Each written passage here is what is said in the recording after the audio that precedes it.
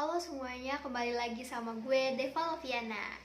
Nah, sekarang gue bakal bahas gimana caranya gue bisa sukses berjualan online dengan omset per bulan. Kita bakal bahas dengan hal yang pertama, yaitu modal. Modal itu ada 3 modal utama yang selalu gue gunakan ketika gue berjualan. Yang pertama itu ada tekad, yang kedua itu ada waktu, yang ketiga itu ada uang. Oke. Pertama, tekad.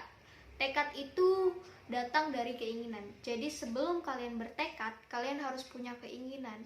Nah, keinginan itu dibentuk dengan hal-hal yang memang menguatkan kalian gitu.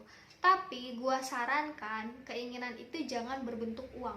Karena ketika kalian berjualan terus kalian sudah mencapai di titik uang tersebut, biasanya di saat itulah kalian merasa ingin menyudahi segalanya gitu. Jadi kayak kalian, udah sampai di titik ini, nggak usah, ngapain lanjut lagi, orang udah ngerasain gitu kan.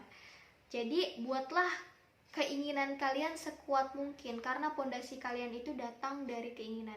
Ibarat bikin rumah, pondasinya harus kuat, sama ibarat berjualan, keinginannya harus kuat gitu. Nah, dari keinginan yang kuat itu bakal hadir yang namanya tekad yang kuat juga gitu. Ketika tekad kuat, disitulah kalian masuk ke modal waktu. Ketika tekad kalian kuat, disitulah kalian mau meluangkan waktu kalian untuk berjualan kayak gitu. Nah, di waktu ini juga ada 3 hal. Yang pertama itu ada tentang prioritas, konsisten, dan juga kesabaran. Prioritas, kalian harus tahu yang mana hal yang harus kalian prioritaskan kayak gitu.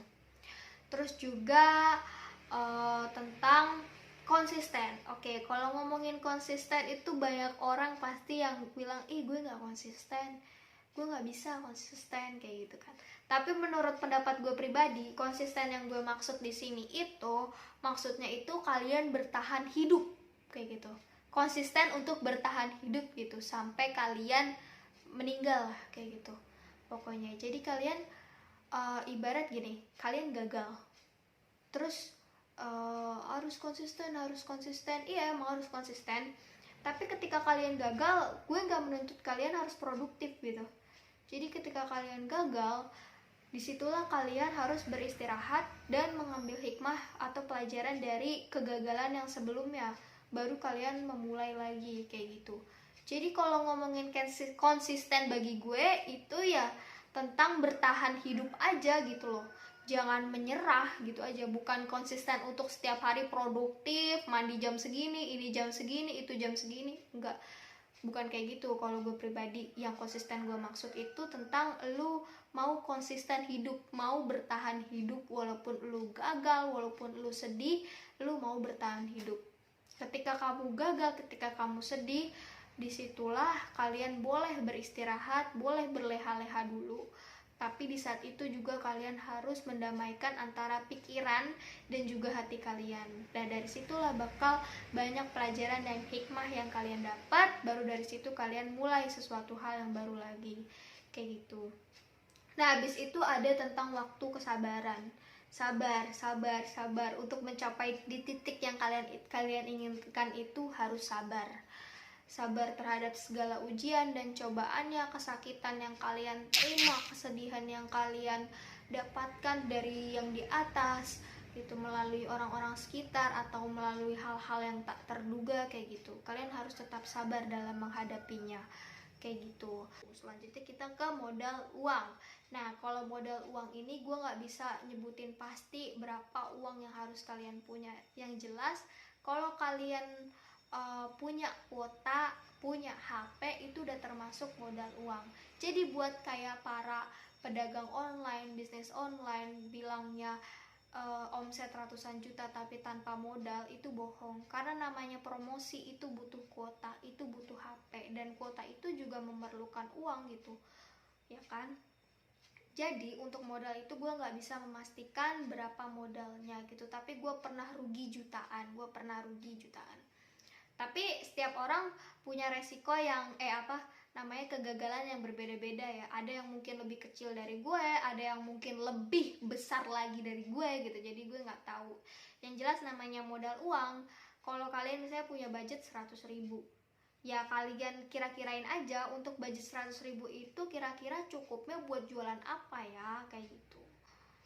Nah, selanjutnya kita bakal bahas tentang pemilihan barang yang mau dijual. Gini, banyak banget teman-teman gue nanya yang jualan apa sih kira-kira yang bakal laku gitu, barang apa sih yang kira-kira bagus nih buat dijual gitu kan. Banyak teman-teman gue yang minta saran kayak gitu. Tapi kalau menurut gue pemilihan barang itu sebenarnya itu datang dari diri kalian sendiri, dari hal yang kalian suka dulu kayak gitu. Kayak misalnya kalau gue itu suka banget sama yang namanya fashion gitu kan. Gak fashionista banget sih, tapi seenggaknya tuh gue suka banget kayak outfit yang kekinian gitu kan, pokoknya style anak-anak muda kayak gitu, gue suka banget kayak gitu. Ini kayak misalnya sekarang gue pakai baju yang warna-warna gini kan lucu gitu kan. Nah, nanti dari kesukaan kalian itu, disitulah biasanya ide-ide muncul kayak gitu. Kayak gue jadi pengennya jualan-jualan baju-baju kayak gitu. Kalau gue itu jualan sweater kayak gitu, soalnya waktu itu emang lagi kayak tren banget sweater, dan gue juga itu suka sweater. Jadi gue tahu nih kira-kira sweater yang bagus dijual itu yang modelnya kayak gimana, warnanya seperti apa kayak gitu, dengan harga berapa kayak gitu. Nah, dari situlah kalian bisa memilih barang untuk yang kalian jual itu barang apa, produk apa kayak gitu. Tapi ketika kalian udah dapat produk itu, kalian harus analisa dulu. Pertama, analisanya itu cari barang yang harganya carilah suppliernya kayak gitu, atau yang produksi barangnya gitu, yang bener-bener tangan pertama memproduksi barangnya kan, otomatis tuh harganya lebih murah ya kan, harganya lebih murah. Terus dari situ kalian analisis tokonya, kira-kira kalau gue baju nih, kira-kira kualitasnya bagus gak gitu. Kayak misalnya lu testing dulu lah beli gitu, atau enggak lu pernah beli di sana justru bagus tuh kan, lu udah pernah beli di sana, lu udah tahu nih kualitasnya kayak apa, warnanya kayak apa, aslinya kayak bagaimana, terus pelayanan dari pihak tokonya itu seperti apa kayak gitu. Jadi kalian tahu semualah, segala sisi dari si tangan pertama ini gitu. Nah, setelah kalian udah menganalisa dengan harga segini, terus variasinya ini aja, stoknya segini, kayak gini-gini, udah semuanya, barulah kalian pikirkan kira-kira dijual harga segini itu worth it atau enggak kayak gitu kan. Nah, dari situlah kalian benar-benar harus mensortir produk yang kalian jual kayak gitu. Jadi nggak asal jual gitu. Ketika kalian dapetin harga segini, coba cari terus gitu. Kali aja ada harga yang lebih murah dengan kualitas yang sama kayak gitu. Tapi bukan berarti kalian cari yang benar-benar murah tapi kualitasnya benar-benar jelek gitu, dan gak worth it banget kalau dijual dengan harga segini kayak gitu, demi meraup keuntungan yang banyak. Enggak, tapi kalian juga harus sesuaikan. Jadi ketika kalian memilih barang, kalian harus menganalisa dulu gitu, gak asal jual, tapi kalian harus analisa. Kenapa? Karena misalnya nih kayak gue itu gak suka mainan gitu kan, gak terlalu suka, maksudnya gak sering belanja itu juga, karena menurut gue buat apa udah gede beli mainan gitu kan. Tapi kan ada beberapa orang yang suka banget namanya koleksi miniatur, koleksi mainan, koleksi lain-lain gitu kan. Nah, kalau gue kan gak suka gitu, jadi gue gak tahu nih barang yang lagi tren apa di mainan itu, dan harganya berapa yang paling murah itu, kira-kira worth it dijual lagi itu berapa kayak gitu. Gue nggak tahu karena gue emang nggak suka mainan gitu. Nah, dari situ maksud gue tuh analisa dari hal-hal sekitar lu yang sering lu pakai, yang sering lu suka, atau apapun itu gitu kan, lu jadi tahu gitu setidaknya mendalamnya. Kayak ibarat kaos, lu suka beli kaos, lu tahu nih bahan yang bagus namanya cotton combat berapa S gitu kan, atau enggak bahan apa gitu yang bagus. Nah, itu maksud gue menganalisa produk itu kayak gitu. Jadi nggak asal lu jual gitu, karena kalau misalnya gue kan nggak suka mainan, terus gue misalnya asal jualan, ya udah gue jualan mainan aja dah gitu, tapi gue nggak tahu gitu harganya berapa, dan juga gue nggak tahu marketingnya kayak gimana ya kan. Di situ ntar kalian bakal pusing gitu. Nah ntar ketika kalian pusing itu nambah-nambah lah, susah tuh jualan. Nah makanya jangan lupa untuk menganalisa produk yang kalian jual. Setelah kita menganalisa produk, kita beralih ke strategi marketingnya, ke pemasarannya gitu. Namanya jualan itu harus dipasarkan. Kalau misalnya kalian jualan tapi kalian gak suka memasarkan produk kalian, ya udah nggak usah jualan. Karena emang bakat kalian tuh bukan jualan gitu kan. Bakat kalian bukan jualan kalau kalian gak suka promosiin produk gitu. Jadi kalau namanya jualan itu harus promosi. Kenapa? Karena biar orang-orang tahu. Kalau lu cuman sekedar promosi ke keluarga lu, ke teman lu, ya yang beli itu aja. Dan masalahnya itu teman paling beli sekali 2 kali gitu kan. Kalau kita promosiin ke satu dunia, otomatis banyak customer, banyak orang-orang baru yang datang ke toko kita. Dari situlah mungkin ada setidaknya 1 dari 100 orang gitu pembeli baru di toko kita, kan lumayan untungnya kan. Maka dari itu kita harus yang tahu namanya pemasaran atau promosi barangnya gitu. Kita harus tetap mempromosikan barang itu. Nah gimana sih cara promosiin produk yang kita jual gitu? Hal pertama yang kalian lakukan dari hal kecil itu bisa dari WhatsApp, dari teman-teman kalian, terus status Instagram, bisa atau enggak kalian bikin Instagram baru buat all shop kalian gitu. Pelan-pelan dari hal-hal yang sering kalian lihat aja, sering kalian mainin gitu. Atau enggak Twitter juga bisa, tapi gue nggak tahu gitu cara mainnya, jadi gue nggak main di Twitter. Nah tapi kalau gue itu mainnya di TikTok kayak gitu, gue pemasarannya di TikTok. Karena gue waktu itu gue pernah memasarkan produk gue di Instagram sampai gue ngedesain ratusan foto, cuman buat diupload di Instagram, itu capek banget. Terus gue juga rugi jutaan buat promosi produk gue di Instagram pakai Instagram Ads gitu kan, yang katanya tuh work lah apalah gitu. Tapi setelah dicoba gue nggak bisa mainnya, ya udah akhirnya gue nggak main di situ. Tapi tetap ada IG all shop gue, official IG all shop gue tuh tetap ada, karena biar orang-orang yang di Instagram juga seenggaknya lihat lah, lumayan gitu 1-2 orang lumayan lah gitu. Nah tapi gue promosi lewat TikTok. Jadi waktu itu gue karena gue fashion, gue itu melihatkan barang-barang gue, pokoknya gue tata seestetik mungkin, sebagus mungkin, yang pokoknya kelihatannya benar-benar menarik tuh. Terus gue videoin pakai lagu yang viral. Nah dari situlah baru gue datang 100.000 penonton. Dari 100.000 itu penonton itu ya lumayan banyak tuh, baru nge-boom jualan gue, banyak yang beli kayak gini-gini. Nah itu namanya pemasaran gitu. Jadi untuk memasarkan produk kalian itu coba aja di segala hal kayak gitu kan, selagi kalian tahu cara mempromosikan produknya dan udah nyoba gitu. Dan ketika kalian ngerasa di situ nggak bekerja, ya udah berarti emang bukan tempat kalian di situ, atau enggak emang kalian belum bisa mainnya gitu. Jadi ya ke tempat yang emang kalian bisa maininnya gitu lah. Kayak gue TikTok udah dapat segitu, berarti kan gue bisa maininnya. Nah jadi gue ke TikTok terus gitu.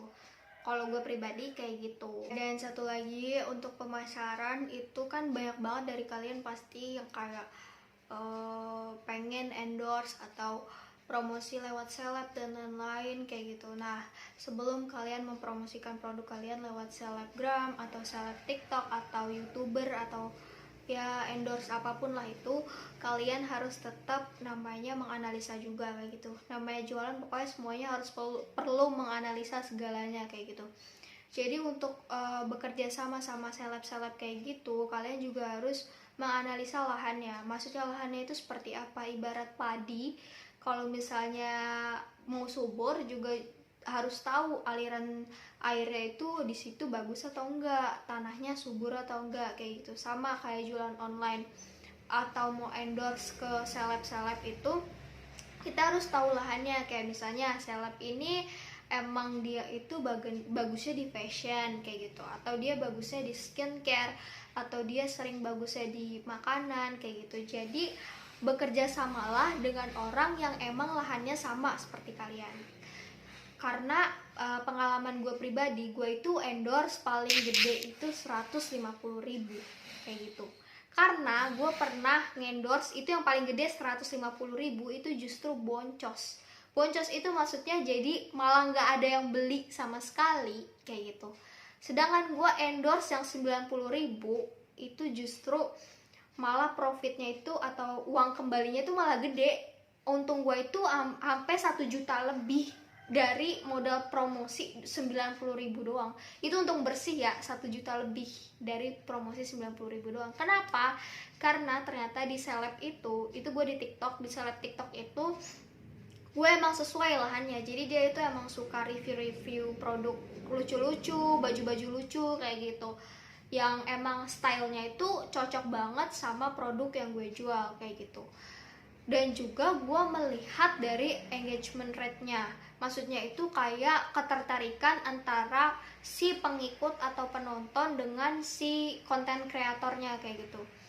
Kayak dari like-nya atau komenannya gitu, banyak gak yang nanya barangnya dari mana, all shop-nya apa kayak gitu. Kalau banyak yang nanya kayak gitu, berarti dia tertarik sama si produk itu kayak gitu, tertarik sama si konten creator ini. Dengan cara dia membuat videonya, membuat para penontonnya tertarik dengan produk tersebut kayak gitu.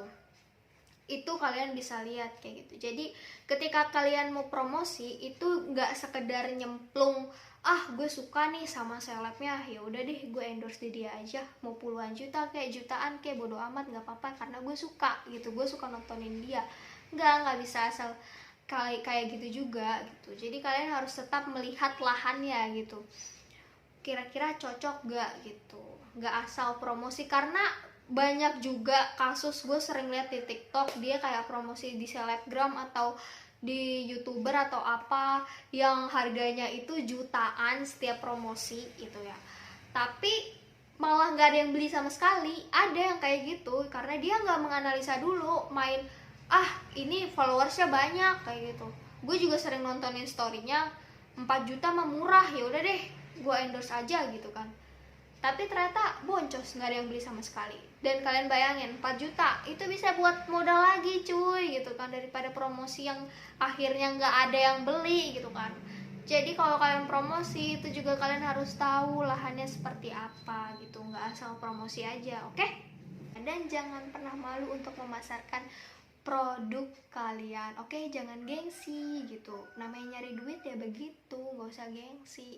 Ngapain sih gengsi, malu gitu, malu kelihatan dagang gitu, nggak ada yang ngomongin lu juga gitu, karena orang-orang juga banyak urusan, nggak ngurusin hidup lu gitu, nggak ngurusin setiap status WA lu gitu, nggak ngurusin, karena dia juga banyak beban hidup yang lain. Jadi lu nggak usah kepikiran omongan orang, tetap aja promosiin produk lu. Kali aja orang yang ngomongin, yang kira lu bakal ngomongin lu itu ternyata tertarik sama produk lu, terus dia ngerasa nyaman pakai produk lu, habis itu produk lu diomongin orang by orang gitu kan lumayan jadi banyak customer baru yang datang gitu. Ya Allah, jiwa-jiwa gue ya. Ya pokoknya gitu, positive thinking dan tetap berusaha untuk mempromosikan produk kalian kayak gitu. Oke, kalau ngomongin proses mungkin di video selanjutnya aja kali ya, atau enggak yang mungkin kalian emang berminat banget sama cerita gue, pengalaman gue, terus gimana sih caranya lu daganginnya. Oke, di sini gue cuman sebentar doang kasih tahu kalau gue itu awalnya itu dropshipper. Nah, setelah gue udah dapat ratusan order, baru tuh gue jadi reseller kayak gitu. Jadi pelan-pelan dari dropshipper ke reseller. Nah, perbedaannya dropshipper itu dia nggak nyetok barang, jadi nggak pusing kalau barangnya nggak habis gitu. Kalau reseller itu dia nyetok barang, jadi pusing kalau barangnya nggak habis gitu, ya kan? Jadi dari yang nggak nyetok dulu, dari dropshipper baru ke nyetok kalau emang kalian udah punya pelanggan setia yang lumayan gitu, oke? Nah, kalau misalnya kalian kepo, kalian bisa konsultasi melalui Instagram gue @devalopiana. Ntar kalian DM aja, ntar pasti gue bakal balas kok. Kayak misalnya kalian cara dropshippernya gimana cara ininya, nggak apa-apa lah, apalah pertanyaan kalian apapun itu pasti bakal gue jawab. Pokoknya kalian harus nanya ya, nggak, kalau nggak nanya gimana mau bisa, kalian harus nanya, oke? Ya pokoknya begitulah, karena masih banyak proses-proses yang gue alami sampai gue berada di titik ini, dan itu nggak semudah yang kalian kira kayak gitu. Ada banyak ruginya juga ada, terus ada banyak jatuhnya juga ada, tapi kalau gue ceritain di sini nggak bakal muat, oke? Jadi jangan lupa follow Instagram gue @depalupiana dan DM Instagram gue, terus subscribe, dan jangan lupa like dan komen video ini. Kalau komen juga misalnya kalian nanya apa, gue bakal jawab, oke? Terima kasih, dadah.